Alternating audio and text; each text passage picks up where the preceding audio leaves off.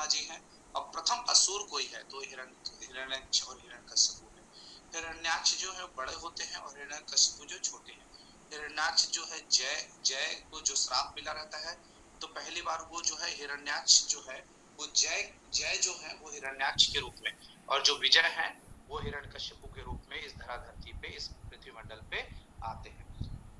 ये दोनों बहुत भयंकर तप करते हैं, और जब तप करते हैं ब्रह्मा जी से प्रसन्न होते हैं और फिर ये न मरने का वरदान, जैसे कि आप सब जानते हैं, भौतिक रूप से इस प्राप्त को प्राप्त करने में समर्थ हो जाते हैं। ब्रह्मा जी कहते हैं कि अमृत तुका तो नहीं दे सकता, लेकिन हम किसी से पराजित ना हो इसका वरदान ले लेते हैं।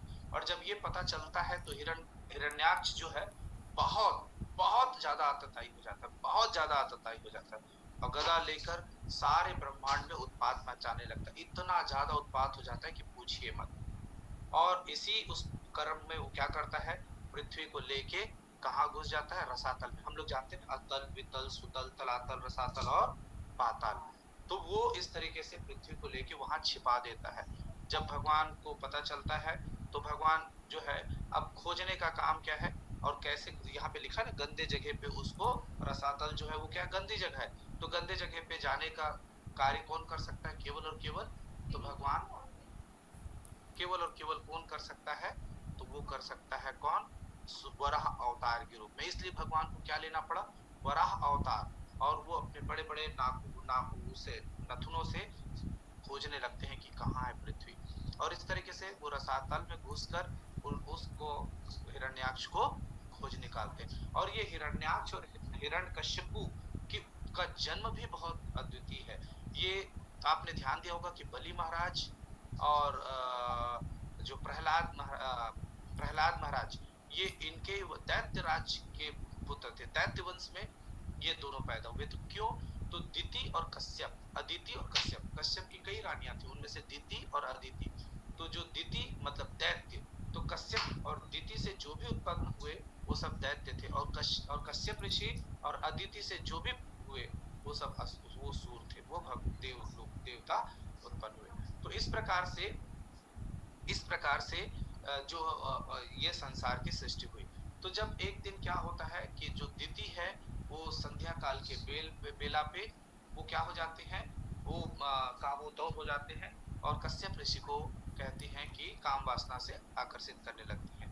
तो इस बात को लेके कश्यप ऋषि चूंकि बहुत ज्ञानी होते हैं, बहुत समझाते हैं उनको कि ऐसा नहीं करना ठीक है, क्योंकि संध्या बेला पे जो शिव भगवान है, शिव जी अपने गण और अपने जो राक्षस और ये सब उनके तो तमोगुणी सारे उसके पार्षद हैं, उनके साथ इसमें ऊपर घूमते रहते हैं। ऐसा करने पे वो बहुत अप्रसन्न होंगे और बहुत संकट आ सकता है। लेकिन दिति जो है वो किसी भी रूप में इस चीज को मानने को तैयार नहीं थी, और कामोतुर होने के कारण वो कश्यप जी के साथ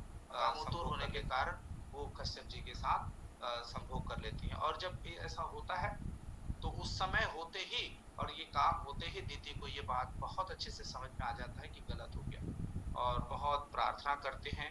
लेकिन आप सबको पता है कि हिरण्यकशिपु और हिरण्याक्ष उनके गर्भ में तब तक आ जाते हैं, और उनके गर्भ का जो व्याख्यान है वो तीसरे स्कंद में बहुत सुंदर मिलता है, और किस तरीके से फिर वो दिति जो है इनको जन्म ही नहीं देती।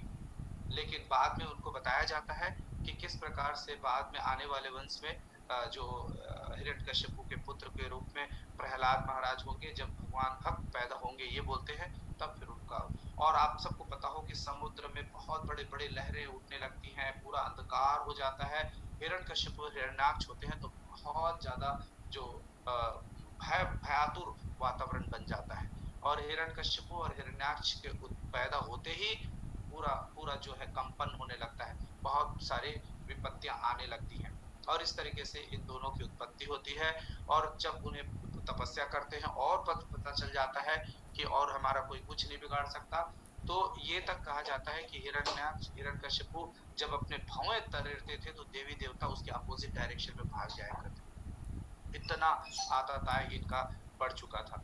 और इस तरीके से जब वो पृथ्वी को लेके चले जाते हैं, वराह क्या बोलते हैं, हिरण्याक्ष जो है रसातल में घुस जाते हैं, तो फिर भगवान को वराह अवतार लेना पड़ता है। और पहले मैंने जैसे कि बताया कि वराह अवतार क्यों लेना पड़ता है, क्योंकि वो शुक्र अवतार में ही वो अपने नथुनों से क्या कर सकते, खोज के पता लगा सकते थे वो कहाँ है। उनमें घ्राण शक्ति बहुत होती है। और दूसरा, वो रसातल में ले गए थे जो कि गंदा जगह है, तो गंदा जगह में कौन जा सकता है, शुक्र ही जा सकता है। तो इस प्रकार से शुक्र अवतार पे वो जाते हैं और पृथ्वी को अपने नथुन से लेके आते हैं। और इसके पीछे भी बहुत छोटी बहुत सुंदर कहानी है। हिरण्याक्ष सभी को मारने लगता है। वराह देवता से वे वरुण देवता के पास भी वो युद्ध के लिए जाता है। वरुण देवता बहुत सुंदर बात कहते हैं कि बोले तुम हम सबसे लड़ तो सकते हो, लेकिन विष्णु से नहीं लड़ सकते, भगवान श्री कृष्ण से नहीं लड़ सकते। यदि तुमसे तुम्हारे से किसी को लड़ने की इच्छा है तो भगवान विष्णु भगवान श्री कृष्ण से लड़ो। तो देखिए भगवान भगवान को ऐसा क्यों करना पड़ता है, तो उसके पीछे भी बहुत सुंदर कथा है। जब देखिए आप क्रिकेट मैच खेल रहे तो सचिन तेंदुलकर यदि बैटिंग कर रहा है तो वो अक्षत से बोलेगा क्या बॉलिंग करो, तो तो सचिन तेंदुलकर को मजा आएगा क्या उसको खेलने में? उसको मजा कब आएगा, उसको मजा कब आएगा, जब इयान बाथम, रिचर्ड हेडली और कौन कौन है वो लोग जब बॉलिंग करेंगे तब उसको शॉट मारने मजा आएगा। क्योंकि यदि अक्षत या हम बॉलिंग भी करेंगे और यदि उससे 4 रन ले भी लेता है, 6 रन भी ले लेता है, तो बोलेंगे अरे वो तो अक्षत या राकेश जी थे, उनसे क्या उसका कोई थोड़ी ना। तो उनको मजा भी कब आता है, अपने बलशाली अपने बराबर वालों से युद्ध करने के लिए। तो भगवान को जब कभी भी इस प्रकार के वीर रस का आस्वादन करना होता है तो इस प्रकार के दैत्यों से उनको युद्ध करना पड़ता है। तो भगवान इसलिए भी ये जो वराह अवतार के रूप में भगवान बताना भी चाहते हैं कि देखिए कितनों बड़े भी असुर हो, भगवान बताना भी चाहते हैं कि देखिए कितनों बड़े भी असुर हो, एक एक वराह जो है उसको क्या कर सकता है, हरा सकता है। और अपने नथुनों से उसे फाड़ देते हैं और इस तरीके से हिरण्याक्ष का वो क्या कर देते हैं, वध कर देते हैं। और जब हिरण्याक्ष का वध करते हैं तो हिरण्यकश्यप बहुत क्रोधित होता है कि मेरे भाई का वध किसने किया, हिरण्याक्ष ने, विष्णु ने। तो इसके बाद से उसने कह दिया कि विष्णु को देवता रूप में वो मानना स्वीकार नहीं है, और यदि कोई है तो मैं अहम ब्रह्मास्मि की उस पे वो कार्य करने लगे और बोले मैं ही सब कुछ हूँ, मैं ही सर्वा हूँ। और अपने यहाँ के पाठ्यक्रम अब सिलेबस में भी रख दिया था कि हिरण्याक्ष हिरण्यकश्यप जो है वही कौन है, वही भगवान है। उनके राज्य में किसी और किसी की पूजा उपासना आराधना क्या हो गया था, वर्जित हो गया था, और कोई कुछ कर ही नहीं सकता था। और फिर उन्हीं के कुल में प्रहलाद महाराज जैसे महाराज का जन्म होता है। प्रहलाद भी एक महाराज है 12 महाजन्म से। तो वो प्रहलाद महाराज जब जन्म लेते हैं तो उनकी कथा भी बहुत सुंदर है। वो सतोगुण से शुद्ध सत्व में स्थिर रहते हैं और बहुत परम भक्त होते हैं। 5 साल की आयु में ही जब उनको गुरुकुल भेजा जाता है तो गुरुकुल में भी वो सबको केवल और केवल भगवान नारायण का ज्ञान दिया करते थे। जब हिरण्यकश्यपु जो है दैत्यों के गुरु कौन, शुक्राचार्य के पुत्र कौन, क्षण और अमर, उनके पास उनको शिक्षा के लिए भेज देते हैं। जब क्षण और अमर जो है वो प्रहलाद महाराज को शिक्षा देते थे तो सुनते रहते थे और वो बात कुछ नहीं मानते थे। फिर पहले साल जब वो गुरुकुल से वापस आते छुट्टी मनाने तो हिरण्यकश्यप बहुत खुश होते जब उन्हें पता चलता है कि आज उनका पुत्र आ रहा है और बहुत सुंदर ज्ञान अर्जन करके आ रहा है। तो अपने राज दरबार पे बैठे रहते हैं और बहुत सुंदर उसके स्वागत के लिए अपने दोनों बाह बढ़ाते हैं और प्रहलाद महाराज से बोलते हैं आजा बेटे आजा, और अपने जांग पे बैठा के उनसे बोलते हैं कि क्या सीखा तुमने बताओ। तो बोले प्रभु पिताजी रहने दीजिए ना। बोले नहीं नहीं तुमने क्या सीखा बताओ। तो उन्होंने बताया कि विष्णु ही क्या है, भगवान है। हिरण्यकश्यपु को क्रोध की कोई ठिकाना नहीं रह जाता, उन्हें तुरंत उठा के क्या कर देते हैं, पटकते और जोर से आवाज मारते हैं क्षण और अमर कहाँ हो, क्षण और अमर। क्षण अमर दौड़ के आते बहुत कांपने लगते हैं। बोले क्या हुआ, बोले सिलेबस कैसे बदल गया तुम्हारा, बोले तुमने दूसरा स्कूल भेजा इसको, क्या ये मेरे स्कूल में नहीं थे, बोले हम लोग देखते हैं। फिर शुक्राचार्य के पास जाते हैं, फिर वो जाते हैं फिर से उनको पढ़ाते हैं, फिर वो वापस दूसरी छुट्टी में आते हैं। हिरण्यकश्यप फिर से उन्हें अपने गोद पे लेते हैं। प्रहलाद महाराज मना कर देते हैं आप ना लीजिए, बहुत जोर से पटकते हैं। तो बोले क्या पढ़ा, बोले कुछ ना पूछिए, आप ना पूछे वही बहुत है, बताने की स्थिति में नहीं हूँ। लेकिन बोले नहीं नहीं तुमने बताओ क्या पढ़ा। तो भगवान जो प्रहलाद महाराज है वो बताते हैं जो इसमें जो है श्रवणम कीर्तनम विष्णु श्रवणम, अर्चनम पाद सेवनम अर्चनम वंदनम दास्यम साख्यम और आत्म पाद सेवनम अर्चनम वंदनम दास्यम साख्यम और आत्मनिवेदन। ये नवधा भक्ति मैंने सीखी। तब क्या गुस्सा, बाप रे बाप। हिरण्यकशिपु बहुत जोर से आवाज देते हैं, क्षण भर आते हैं और क्षमा याचना करते हैं। बोले ये आउट ऑफ सिलेबस नहीं, हम तो सिलेबस अपने ही पढ़ाते हैं। ये पुत्र जो है माँ के गर्भ से ही सब सीख के आया है और हम जो पढ़ाते हैं उसको समझते हैं। उनको कारागार में बंद कर देते हैं, उनको दोस्तों के पास तमाम प्रकार की क्रिया करते हैं। यहाँ तक ये भी हमारे 5 साल के बच्चों को तो हम लोग बोलते जब बाहर खेल ले, भगवान का नाम लेने का उम्र नहीं है। लेकिन प्रहलाद महाराज जब अपने दोस्तों के साथ खेला करते थे तो उन्हें भी भगवान श्री हरि का करते थे। बोले टाइम वेस्ट मत करो। हम तो 40 साल 50 साल की उम्र में भी टाइम वेस्ट को नहीं समझते, 60 साल के बाद को ही हम लोग समझते हैं कुछ, है ना। तो वो प्रहलाद महाराज अपने छोटे छोटे दोस्तों को भी भगवान के बारे में बहुत सुंदर सुंदर ज्ञान दिया करते थे। तो हम सबको प्रहलाद महाराज की कथा को जरूर सुनना चाहिए। और ये मैं नहीं कह रहा हूँ, ये चैतन्य महाप्रभु जो कि स्वयं भगवान श्री कृष्ण के अवतार है वो कहते थे। उन्होंने स्वयं 108 बार से ज्यादा प्रहलाद महाराज और ध्रुव चरित्र को सुना था। तो ये सर्वोत्तम है। क्यों सर्वोत्तम है? क्योंकि प्रहलाद महाराज की उत्पत्ति, उनका जन्म कैसे हुआ? असुर कुल में हुआ। क्या उनके लिए पूजा पाठ के लिए क्या व्यवस्था थी? कोई व्यवस्था नहीं थी, कोई व्यवस्था नहीं। उनको भगवान के नाम लेने पे दंड दिया जाता था। उन्हें सबसे जहरीले सर्प का विष दिया गया था। उन्हें हाथी के सामने दिया गया था। उसे समुद्र में पत्थर बांध के फेंका गया था।